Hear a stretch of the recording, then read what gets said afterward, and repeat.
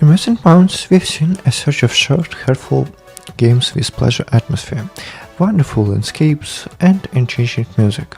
It is as if developers themselves have grown weary of the life's monotony and now seek refuge in this small project that can lift us from us gloom while telling meaningful stories. Among them in Europa, a slow-paced, deeply meditative, and philosophical tale about human nature that transport players to the terraformed moon of Jupiter.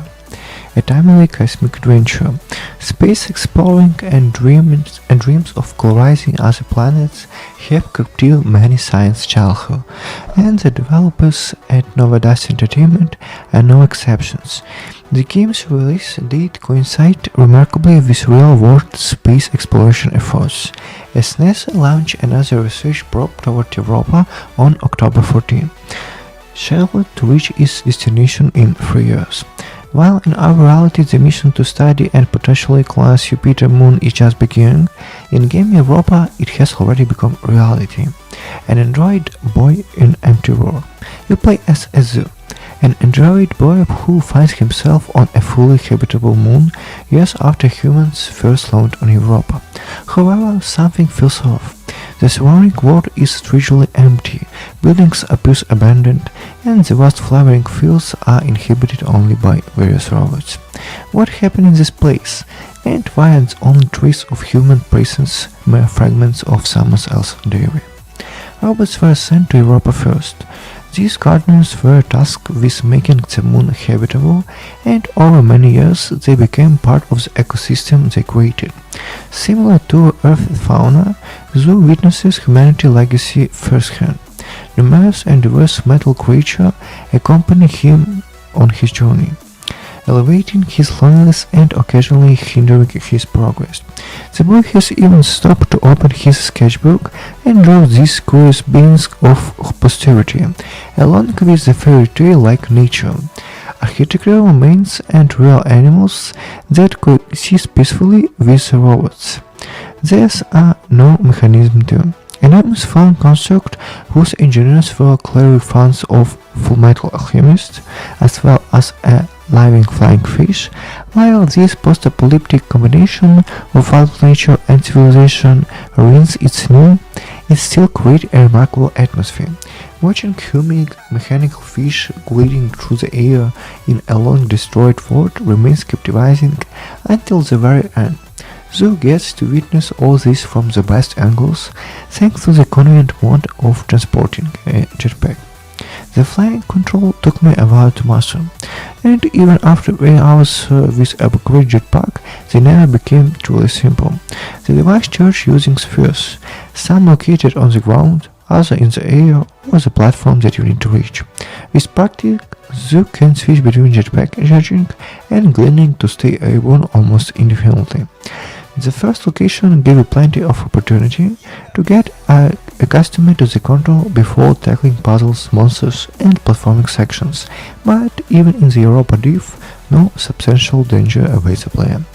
Zoo doesn't die from falls.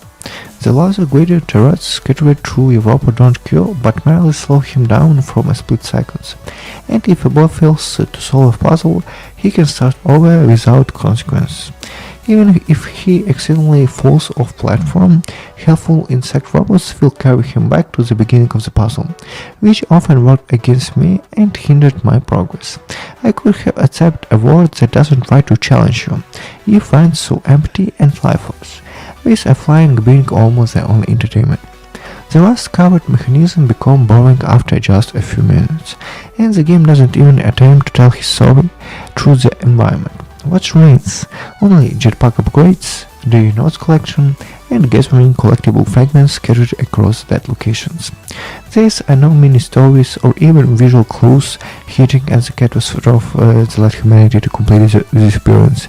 This approach to world building is disappointing, especially compared to thematically similar Everybody's Gone to the Rapture.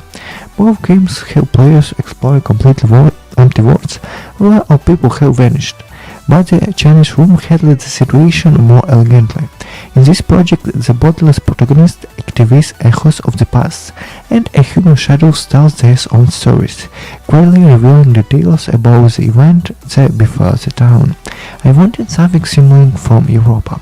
Many stories from colonizers, their names, fears, hopes, and concerns, rather than Zeus' father's voice retelling his own diary for 3 hours.